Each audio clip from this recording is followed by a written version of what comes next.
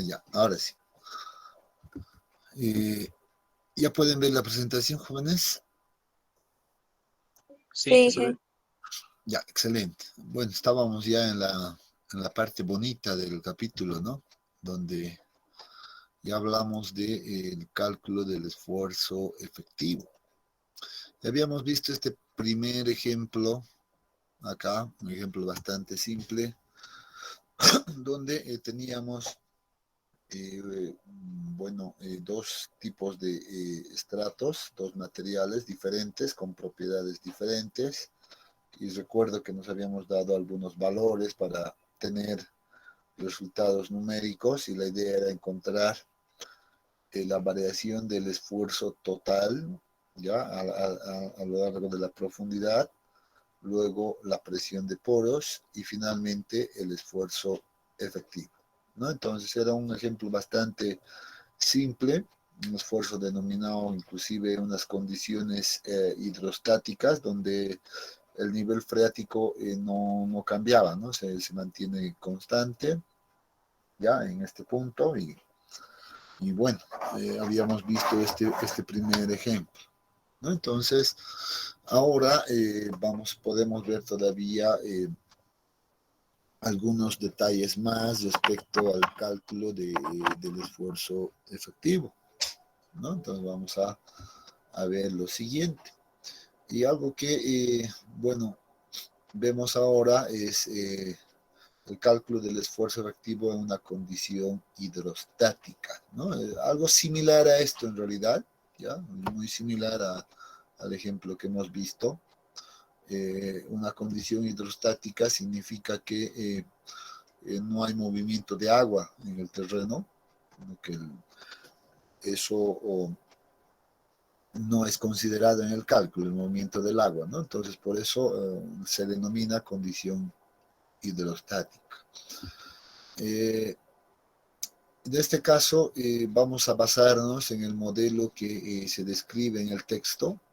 Ya es un modelo de laboratorio, bueno, donde se ha colocado en realidad una especie de permeámetro, ya una especie de permeámetro que tiene también sus válvulas de control, instalados unos piezómetros en distintos lugares, con la idea de que nosotros podamos ver la diferencia de lo que respectan las alturas piezométricas y todo aquel detalle. Entonces, este modelo pues, de laboratorio ayuda a entender muchas cosas, ¿no? Respecto sobre todo a la altura, a las alturas piezométricas, que es un concepto que lo vemos bastante, ¿no? Con mucho detalle. Entonces, en ese sentido, vamos a nosotros también revisar ahora, ya estamos revisando este modelo, este permeámetro, ya donde se ha colocado en este caso una muestra de suelo entre este tramo, pero adicionalmente tenemos una carga de agua encima del suelo, ¿no? Que tiene una altura de H1, ¿ya?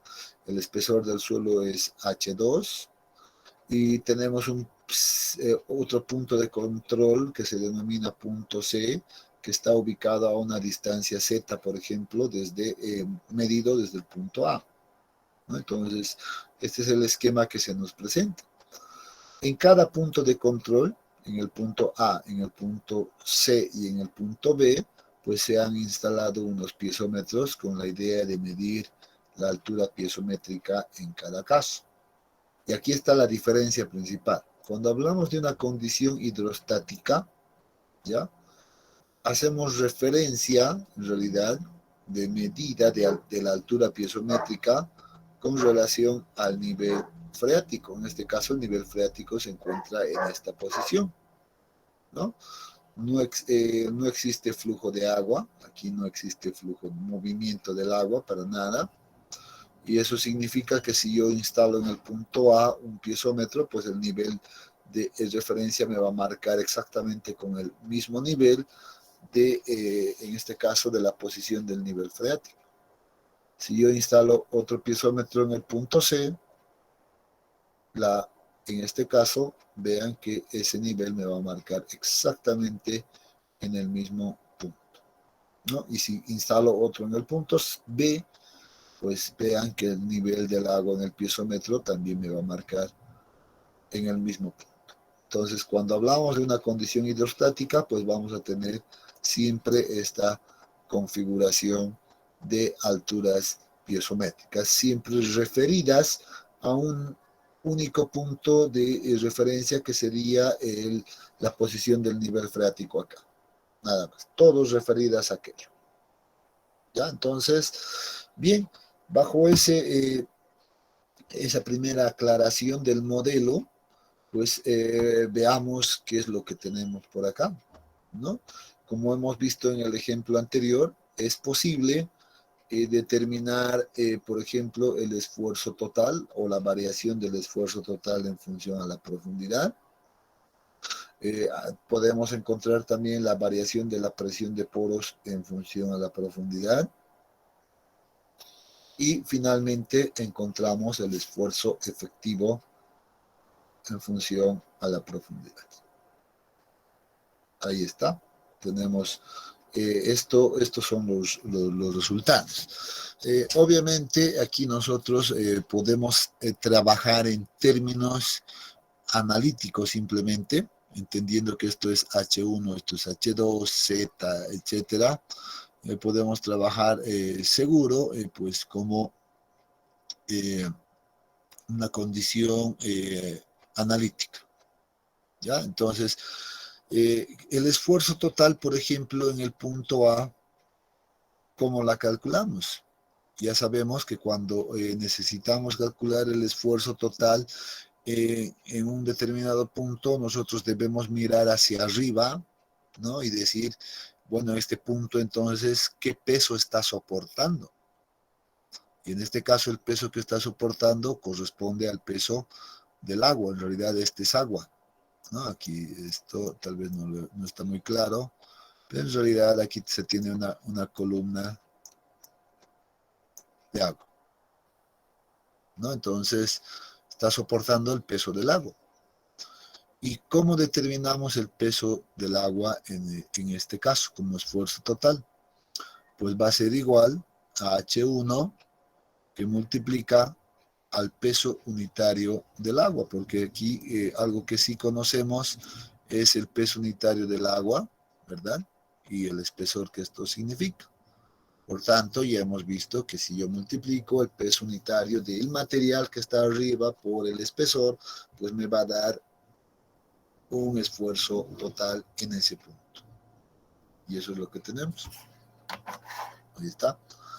H1 multiplicado por gamma del agua. Si ahora yo me voy hasta el punto C, nuevamente, y hemos visto el punto C, en este caso, pues el peso que está soportando el punto C va a ser el peso del agua que está acá arriba y el peso que transmite este espesor Z, ¿no? Este espesor Z con el suelo. Obviamente aquí entendemos todos que el peso unitario de este material pues va a estar en una condición saturada. No está en una condición saturada porque el agua está acá arriba, bueno, seguramente ya saturado a la muestra de suelo. Entonces, nuevamente decimos, a ver, el peso que transmite esta columna de agua es H1 por el peso unitario del agua. A eso debo sumarle más el peso que representa todo este estrato. Y eso es Z multiplicado por el peso unitario del suelo, gamma saturado, que aparece acá. Ese es el valor del esfuerzo total. Para el punto B, por ejemplo, si me veo ya al punto B, en este caso, nuevamente, nos preguntamos, ¿qué peso soporta este punto B? ¿Qué peso hay? Bueno, esto también es algo bastante simple. Aquí está el peso del suelo con un espesor H2 y apero, ¿no? Y el agua nuevamente que aparece ahí arriba está. Entonces decimos, el agua representa un H1 por el peso unitario del agua, que está acá, más H2, que es el espesor de todo este suelo, multiplicado por el peso unitario saturado. Entonces, de esa manera tendríamos la variación del esfuerzo total. Hagamos algo interesante. Le pongamos valores acá. 1 metro. Supongamos que este tiene 2 metros. ¿Ya? Supongamos que esto está a la mitad y que sea entonces 1 metro. Z 1 metro. El peso unitario saturado que sea un valor de 20 kilonewtons metro cúbico.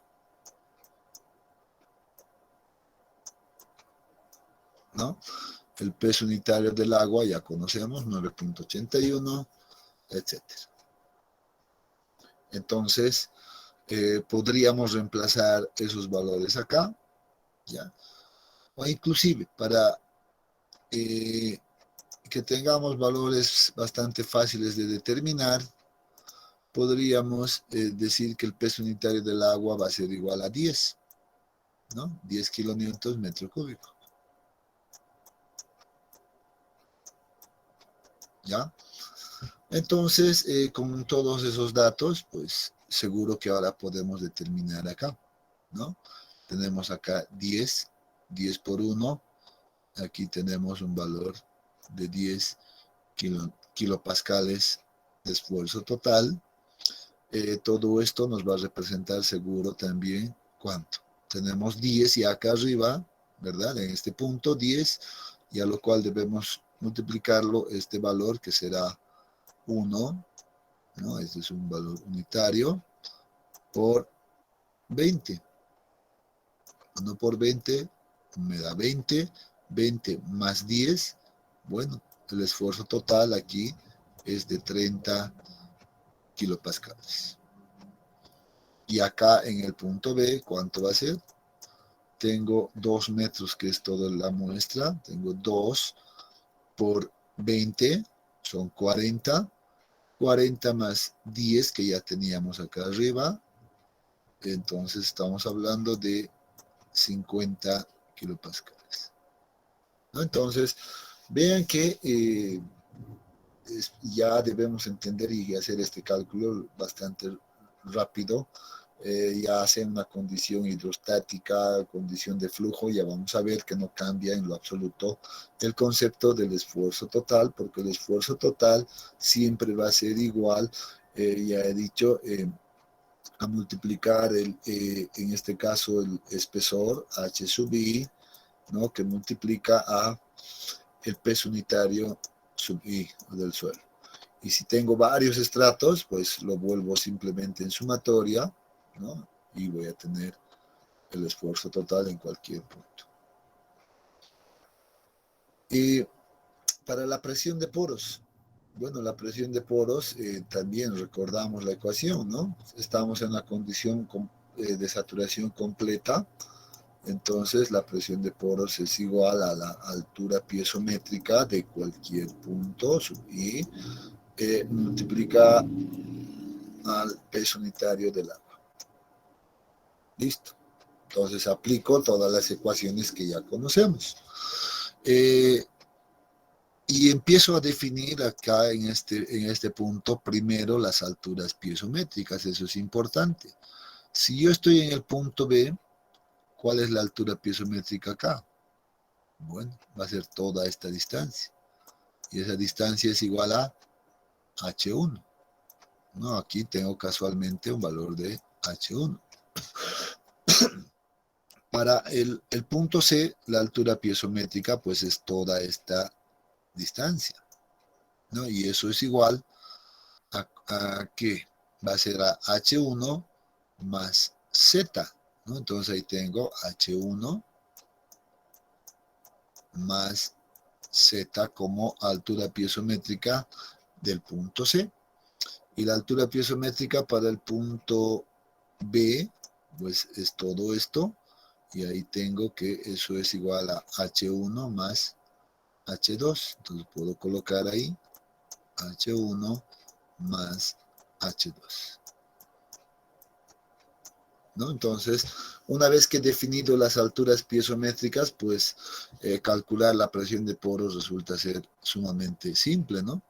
Para el primer punto, para el punto A, la altura piezométrica va a ser pues H1, perdón, la presión de poros va a ser igual a H1, ¿no? Es la altura piezométrica, multiplicado por el peso unitario del agua, que es un dato conocido.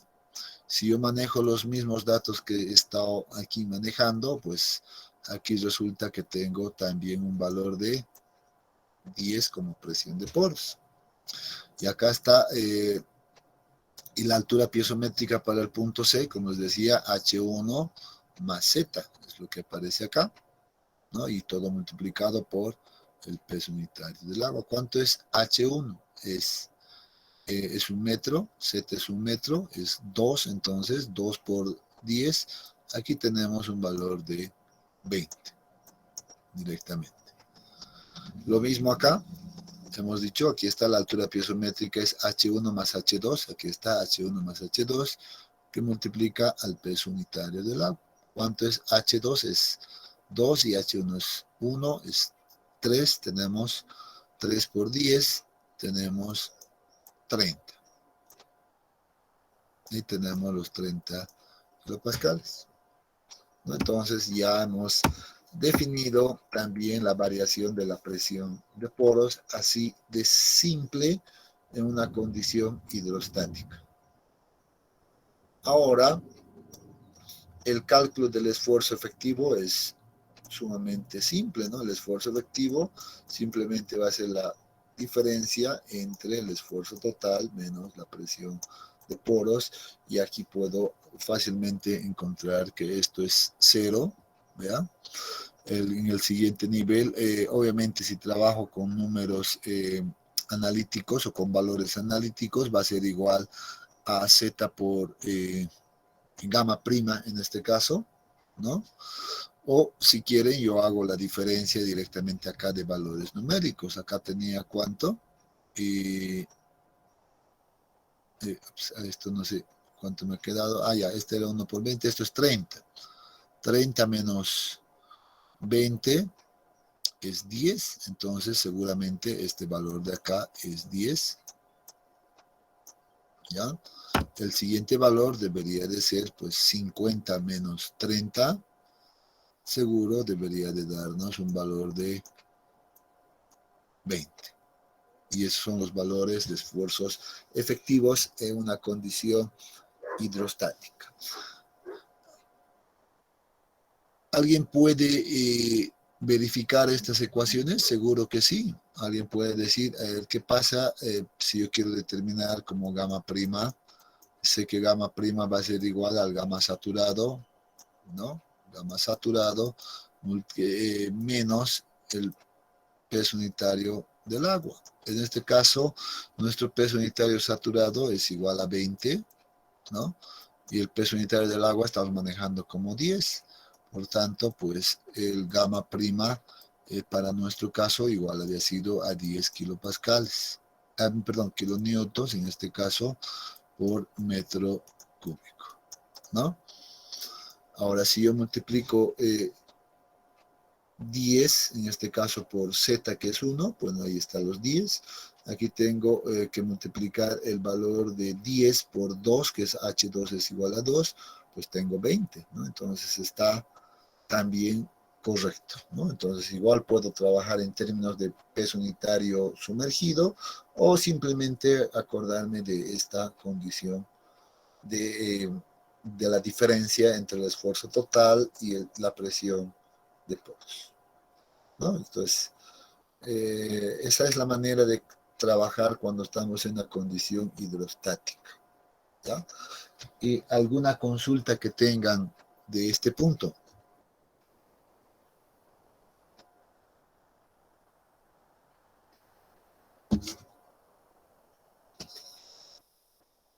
¿Todo está claro, jóvenes? Sí, Está muy bien. Está bastante Bueno, en este caso, bastante simple también, ¿no? Nos hemos dado unos ejemplos numéricos redondos que seguro es fácil de entender para cualquiera, ¿no? Vamos a ver ahora un segundo caso, ¿ya? Y corresponde al cálculo del esfuerzo efectivo cuando se tiene flujo de agua ascendente. O sea, cuando ya hay movimiento de agua en el terreno y todavía si este flujo está en dirección vertical hacia arriba, ¿no? Al cual se denomina flujo de agua ascendente. Es habitual tener este tipo de flujos, en este caso, en el lado aguas abajo de las estructuras de contención, ¿no? Ya sean las presas, las ataguías, tablas estacas, etcétera, ¿no? Sí, que hemos visto que, por ejemplo, en el borde de salida, el flujo va a salir siempre hacia arriba, ¿no? Entonces, es común ver estos casos en ese tipo de estructuras. Pero para el ejemplo, nosotros vamos a nuevamente tomar el mismo modelo, el mismo esquema que de laboratorio, ya, pero con la única diferencia de que ahora se supone se está ingresando una cierta cantidad de agua por esta válvula hacia arriba. Esto va a generar, ya sabemos, ¿no? Todo este movimiento, un flujo de agua, una presión de flujo que se va a generar igual acá, y ahora puedo empezar a notar algo distinto, ¿no? Y vean que aquí ya entra bastante bien el concepto, por ejemplo, de gradiente hidráulico, ¿no? Entonces, este era un concepto que manejábamos en el capítulo anterior, ¿ya? A través de la pérdida de carga que se va a producir esto, ¿no? Se da una pérdida de carga y esto dividido entre la longitud donde se produce la pérdida de carga. Entonces, ¿por qué notamos esto? ¿Por qué digo que notamos esto? Porque aquí estamos viendo ya que ahora en los piezómetros que se ubican en distintos puntos, en el punto A, C, B, etcétera, pues ya tenemos diferentes niveles de agua, ¿no? En el caso anterior, cuando estábamos en una condición hidrostática, toditos estaban al mismo nivel, porque no había movimiento de agua. Vean que el hecho de que ahora ha aparecido un movimiento de agua en esta dirección me está diciendo que, por ejemplo, las alturas piezométricas para el punto B van a ser las máximas y van a llegar hasta este punto, ¿no? A medida que va avanzando esto, dice, bueno, se va a ir dando alguna pérdida de carga seguramente. Vean que aquí entre este punto y este punto, vean, entre esta distancia y esta otra, seguro que se ha producido una pérdida de carga del TEL. Y luego, al pasar desde este punto hasta este otro punto, bueno, se ha generado otra pérdida de carga que viene hasta el punto A. O sea, ya es variable. Y esas pérdidas de carga, dicen, vean, esas pérdidas de carga que acabamos de más o menos anotar, dice, pues va a estar representado por H para el caso de la pérdida de carga mayor, que se va a dar entre el punto B y el punto A, ¿ya? Va a estar identificado como H. Y para el caso de que se produzca, por ejemplo, entre el punto C y el punto A, bueno, vamos a tener que esa pérdida de carga es igual a H sobre H2 multiplicado por Z. ¿De dónde viene esto? Obviamente del concepto principal de gradiente hidráulico. Yo sé que todo esto es la pérdida de carga, estoy viendo acá, miren, lo he marcado. Si ahora yo agarro este valor, por ejemplo, como gradiente hidráulico y digo, muy bien, el gradiente hidráulico para este tramo de entre C y A es igual a la pérdida de carga. Esa pérdida de carga es igual a a todo esto, ¿no? H dividido entre H2, miren, H2, y esto multiplicado por Z, ¿no es cierto? Todo esto debería de ser dividido entre L, que en este caso, ¿cuál es la longitud de L? Entre C y A es Z, ¿no? Ahí aparece ese valor de Z y seguramente si reorganizo, ya si reorganizo un poquito, bueno, este se va a ir con esto, voy a tener de que el gradiente hidráulico va a ser igual a H sobre H2,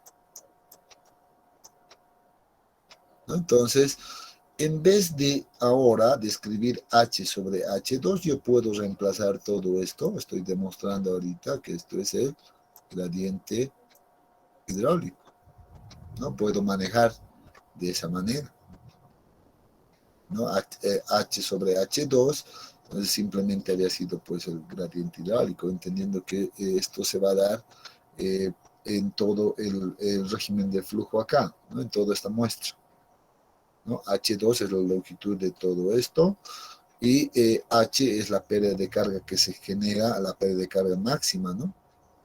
Y obviamente llegamos a la definición de gradiente hidráulico. Simplemente esto con, bueno, vemos esto con la idea de entender de que cuando va a haber un movimiento de agua en un suelo, pues vamos a tener una variación de niveles o de alturas piezométricas.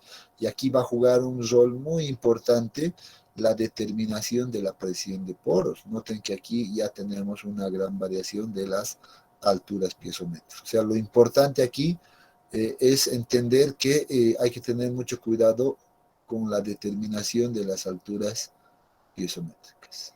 Si yo determino adecuadamente aquello, pues seguro que el cálculo del esfuerzo efectivo pues, va a ser sumamente simple.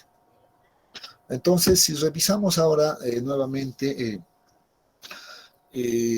los resultados que se tienen en realidad de manera analítica acá, pues nos vamos a encontrar en una situación bastante similar que en el caso de la condición hidrostática, ¿no?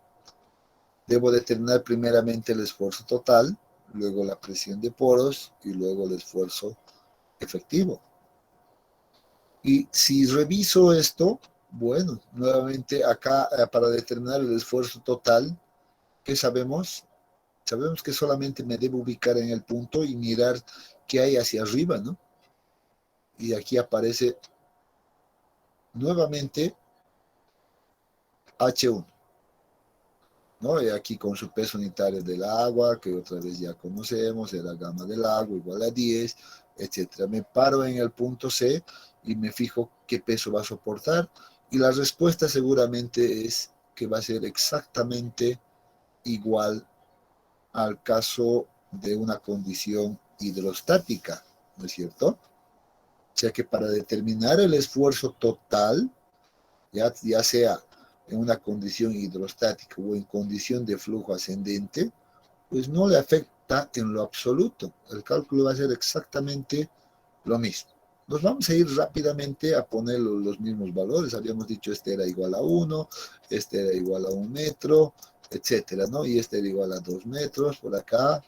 Este tenía un valor de 10 y con eso, a ver, trabajaremos. ¿Cuánto tengo acá? Rápidamente. 1 por 10. Nuevamente tenemos el mismo valor de 10. ¿Cuánto tenemos acá? 10 más otros 10.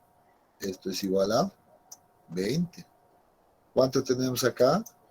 Esto es 10 más 2 por 10 son 20. Entonces, nuevamente seguimos con, a ver, no, 2 por 20 son 40 más, aquí estamos mal, ya me he equivocado, esto es gama saturada. 40 más 10, 50. Y esto hay que revisar. Aquí tengo 10, pero aquí es 1 por 20, ¿no? El peso unitario saturado es 20, por tanto, este valor es 30, no es 20. Estoy confundiendo. aquí es 30. ¿Eso está claro para todos, jóvenes?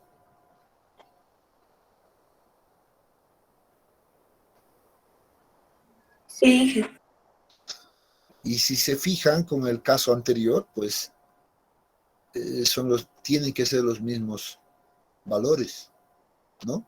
Porque estábamos con un mismo modelo, mismos datos, etcétera, etcétera. O sea que el esfuerzo total, pues, va a ser exactamente el mismo. ¿Qué es lo siguiente que hacemos? Lo siguiente es determinar las alturas piezométricas para cada punto.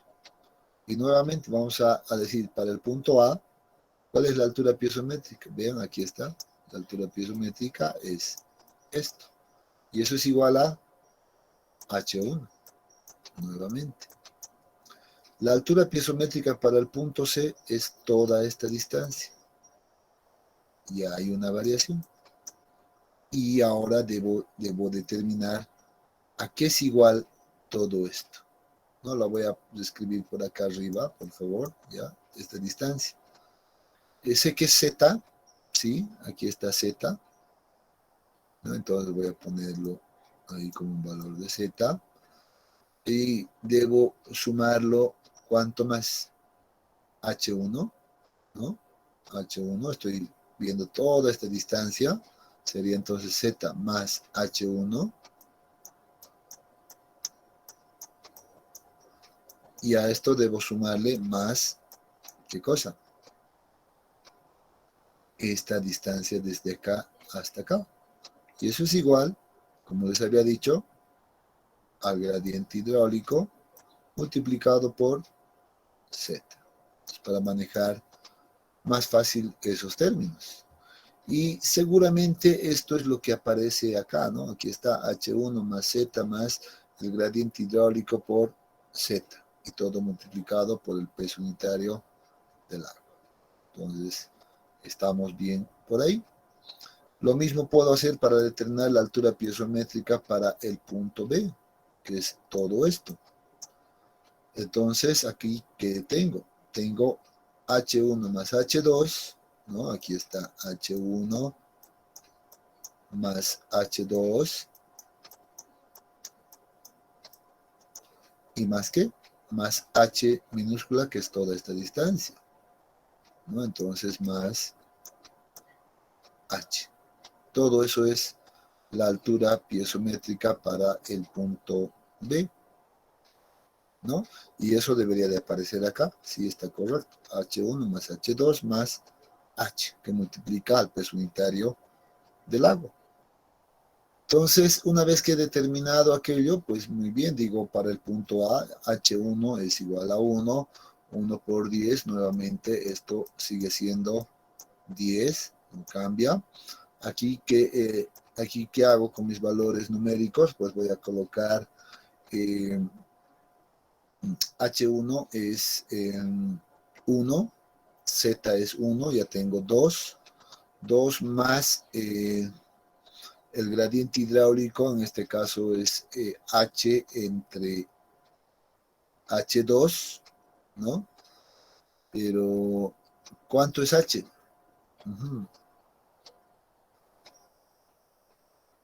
Ahora vamos a determinar ese valor. A ver, ¿cuánto sería? Hasta acá todo claro, ¿no? Aquí tenemos 2,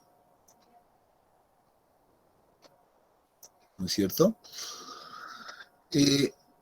Z aquí es 1, no le va a afectar en lo absoluto. Y el gradiente hidráulico es igual a H. Aquí no nos hemos dado el dato de H, ¿no? Deberíamos de, para este caso, pues proporcionarnos el dato de H al menos, ¿no? Y con ese valor, pues ya tendríamos todo listo. Es un dato que sí es necesario, conocer esta pérdida de carga mayor, ¿no? No nos podemos inventar. Entonces yo voy bueno, supongamos que sea un valor de 2 metros.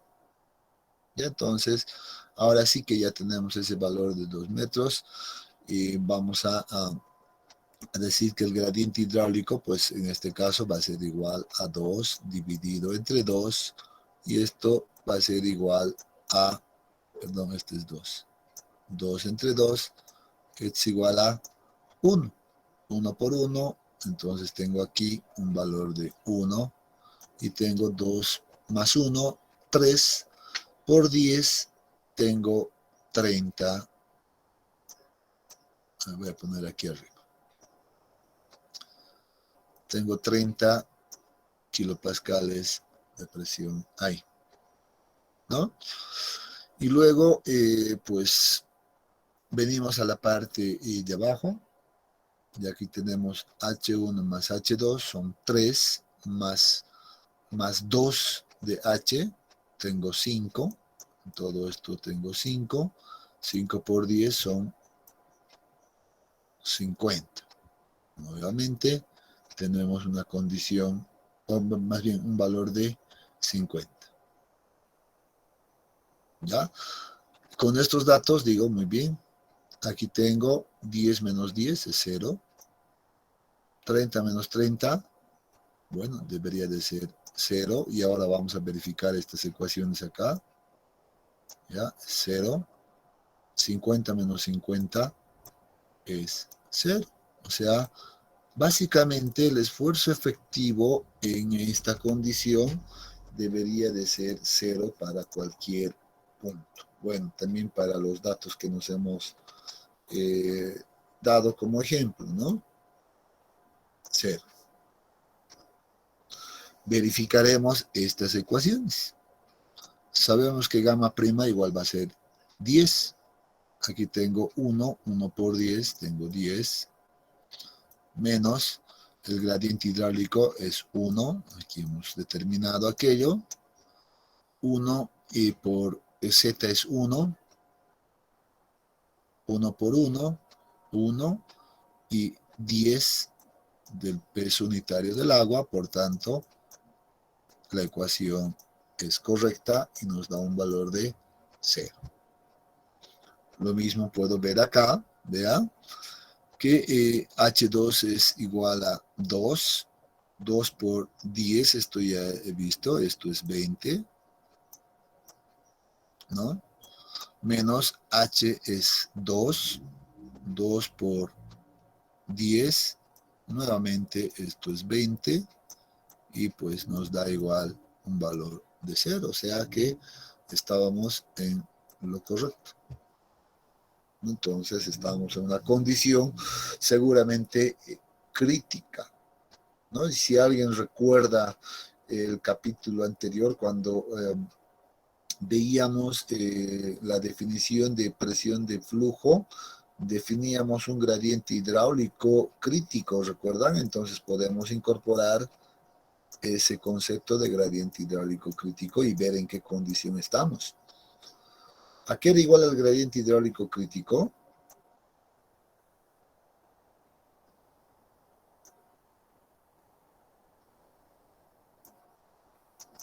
Una ecuación así de simple, ¿no? El peso unitario sumergido dividido entre el peso unitario del agua. Sé que este valor es 10, y miren esto. Este valor también he adoptado igual a 10. Entonces, estoy diciendo que el gradiente hidráulico crítico es igual a 1. Y aquí me doy cuenta que el gradiente hidráulico del sistema, de todo este sistema, también era 1. Entonces estoy diciendo que el gradiente hidráulico del sistema es igual al gradiente hidráulico crítico. Y ahora, si recordamos el concepto de gradiente hidráulico crítico, ¿qué va a pasar? Si recordamos este concepto, ¿qué decía? Por concepto, nos decía que el gradiente hidráulico crítico es el máximo valor que el suelo puede tolerar o puede soportar, ¿verdad? Es el máximo valor de gradiente hidráulico que el suelo puede soportar antes de que las partículas entren en flotación. En flotación. O una falla por flotación. Entonces, en este caso en particular, este caso que nosotros nos hemos dado, unos datos un tanto inventados, pero estoy viendo que el esfuerzo efectivo es igual a cero. Entonces, si el esfuerzo efectivo es cero, pues podemos decir que estamos ya en una condición de flotación. ¿Cuándo el esfuerzo efectivo va a ser cero? Cuando las partículas sólidas se separen, ya no haya contacto, ya estén separados. Porque el concepto de esfuerzo efectivo nos dice, es ese esfuerzo que se transmite a partir de los contactos entre las partículas sólidas. Y si no hay contacto entre las partículas sólidas, significa que el esfuerzo efectivo es igual a cero. Y eso es lo que justamente en este ejemplo nos está mostrando. Las partículas han quedado separadas y están en una condición de flotación. Entonces, este es un análisis que uno podría realizar para estas condiciones de flujo que nos hemos dado. ¿No?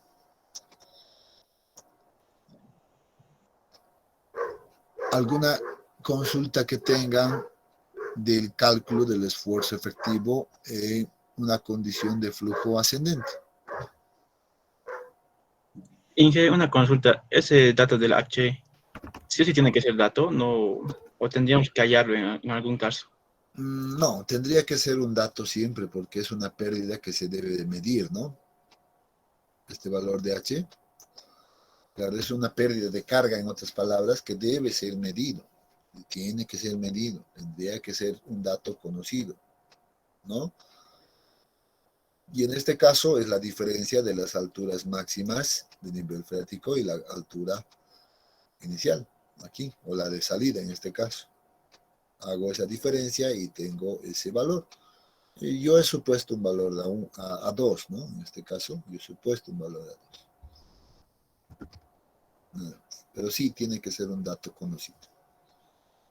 Está bien, Inge. Y una consulta más, Inge. En el anterior caso, en el esfuerzo efectivo, donde que tenemos en este caso 0, era 10, ¿no sería también 0? ¿Dónde era 10? En el anterior caso, anterior ejercicio que este, en Ah, el esfuerzo efectivo en el inicial. está. Ay, copié mal, perdón, Inge. No, Gracias. sí, pues claro que es 0, ¿no? 10 menos 10, o sea, es 0. Y además uno tiene que entender esto rápidamente porque ya hemos dicho nuevamente, el esfuerzo efectivo es ese esfuerzo que se transmite entre contactos entre las partículas sólidas. El punto A no tiene una partícula sólida arriba, ¿no? Solo está el agua. Entonces tiene que ser el esfuerzo efectivo igual a 0 ahí, ¿no? Entonces, solo esa aclaración más. Y tenemos todos nuestros datos con los datos que nos hemos propuesto. Y podemos hacer el análisis igual y a ver, les voy a dejar a ver que ustedes analicen un poquito. Y vamos a trabajar con los mismos datos que tenemos aquí, ¿ya? Y van a ver la diferencia. Ya no voy a explicar muchos detalles, pero veamos, por ejemplo, el caso de flujo de agua en una condición descendente, o sea, en la otra dirección. ¿No? Ahora el agua está entrando por acá y va a salir por esta válvula en ese sentido y nuevamente se generan pues las variaciones de alturas piezométricas en los piezómetros y ahí tenemos por ejemplo que esta diferencia nuevamente es H sobre H2 sobre Z, o sea nuevamente el gradiente hidráulico, la misma condición. Y H minúscula simplemente va a ser la variación de esto, de este nivel máximo en este caso y el nivel mínimo en el piezómetro en este caso, ¿no? Ahora estamos en sentido opuesto, si ven, ¿no? Entonces aquí hay una diferencia en esa dirección. Nuevamente, tomen el valor de H igual a 2, ya H1 igual a 1, H2 igual a 2, Z igual a 1, ¿ya? Y entonces determinen, ¿ya? Los valores numéricos para esa condición. tomen peso unitario del agua igual a 10, el peso unitario del suelo igual a 20, como hemos tomado en los ejemplos anteriores, y veamos los resultados. Seguro que así de rápido esto debería de salir rápido. ¿Cuánto es? 10. ¿Cuánto es? 30 de memoria. ¿Cuánto es? 50. No debería de cambiar estos valores, ¿ya? Porque hemos dicho el esfuerzo total, o sea, no le interesa en realidad para el esfuerzo total si hay movimiento de agua arriba, abajo o lateral, etcétera, ¿no? El cálculo va a ser igual, preguntar qué peso está soportando cada punto y por tanto 10, 30, 50 eran los valores que ya teníamos conocido. Verifiquemos para la presión de poros y el esfuerzo efectivo. A ver, hagan los cálculos numéricos y me dictan los valores. Este es fácil, 10. Ya está. Verifiquen estos valores, determinen las alturas piezométricas como hemos determinado. Vean, tienen que ver que si estamos en lo correcto, si corresponden estos valores o no corresponden. Y luego determinemos cuánto es el esfuerzo efectivo. Ahora, vean que es en la misma condición. Solo estamos cambiando la dirección del flujo.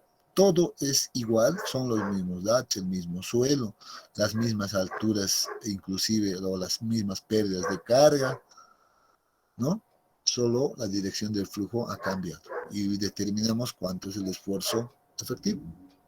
A ver, trabajen en su cuaderno y me dictan.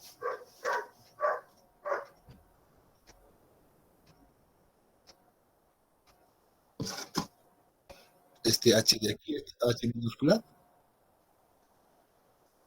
Sí, Inge. No, vamos a suponer que está más abajo, ya, por eso he hecho tomen 2 igual, ya el valor de H. Ya está bien. Y trabajamos como en una condición simétrica, si quieren, ya, si vale el término, que en el caso del flujo ascendente.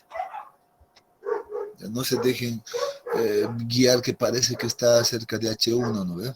En este caso, no.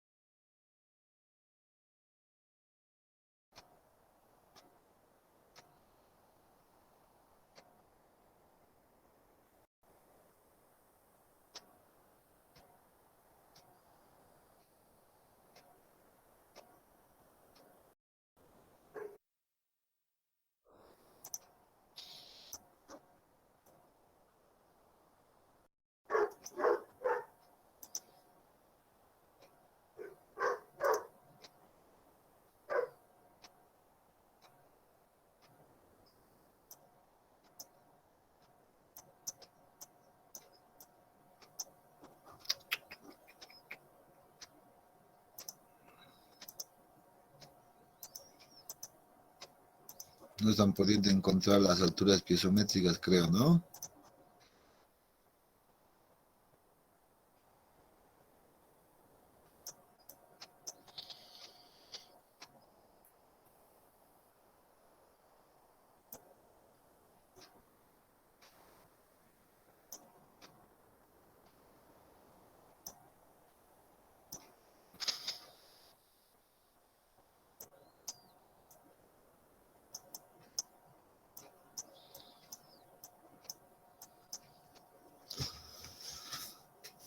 A ver, ¿qué tal? ¿Alguien lo tiene? No.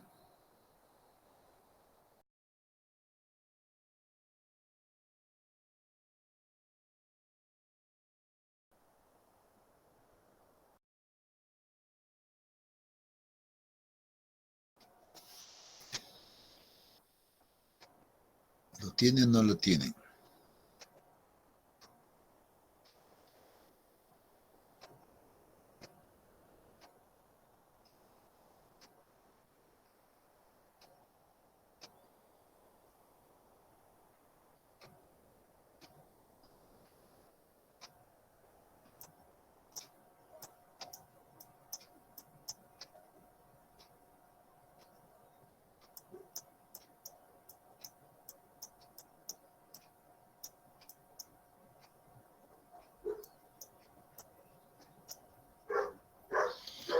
menos H. Acá,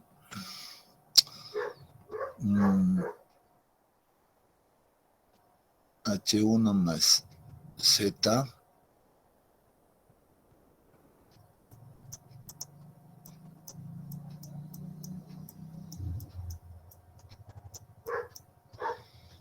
H1 más Z menos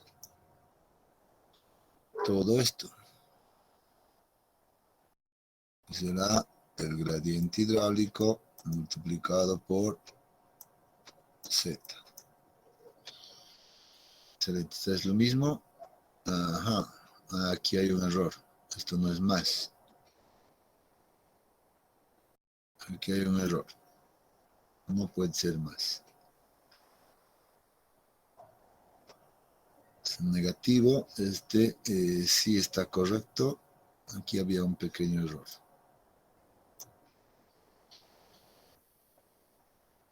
Y ahora sí. Aquí tengo 1 más 1. Esto es 2. Este es 1 por 1 es 1. Entonces aquí tengo resultado 1. 1 por 10. Esto también es 10. Y aquí tengo si H1, H2 menos 2. Esto se va y tengo igual 1. 1 por 10. Esto también me va a dar 10. Qué interesante, ¿no? Ahora sí, con esas condiciones, pues yo voy a sacar de que esto es 0, ¿sí? Aquí tengo 30 menos 10, 20. Y aquí tengo 50 menos 10, tengo 40. ¿Están de acuerdo con esos resultados o no, jóvenes? A ver, revisen.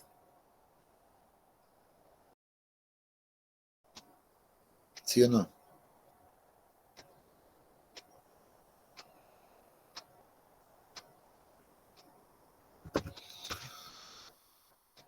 Vean que en este caso ahora esto ha sido, se ha mantenido uniforme.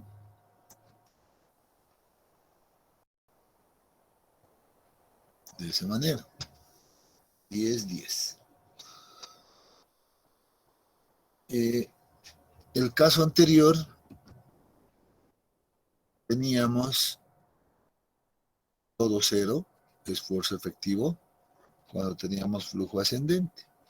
Bajo las mismas condiciones, en este caso ahora tenemos el esfuerzo efectivo pues mayor, ya es 20, ha incrementado el esfuerzo efectivo a 20 y 40 en estos puntos.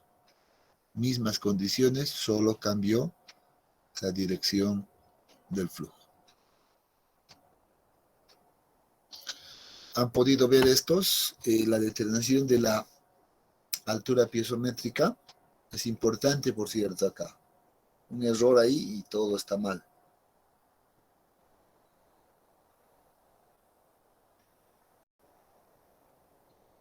¿Qué ha pasado? Creo que se han perdido, jóvenes. ¿Dónde están?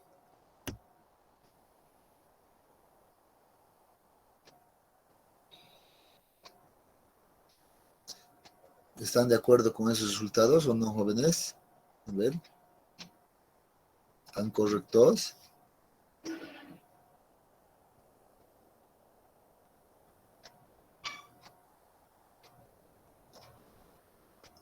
Creo que nadie está de acuerdo, nadie ha calculado, nadie quiere trabajar, creo.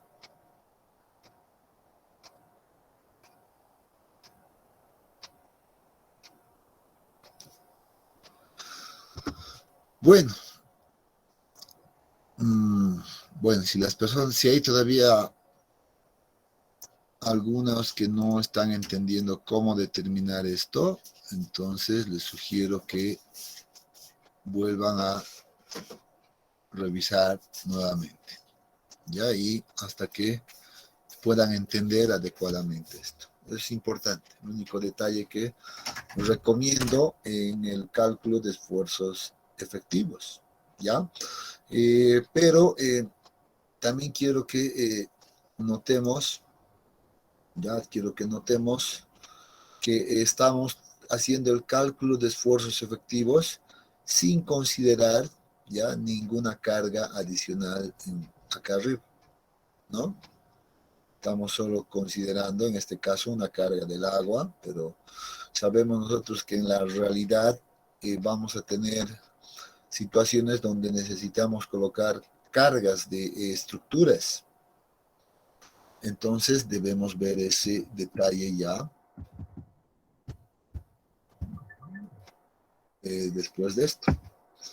Y en ese punto vamos a hablar de lo que significa el cambio de esfuerzos efectivos, ¿ya?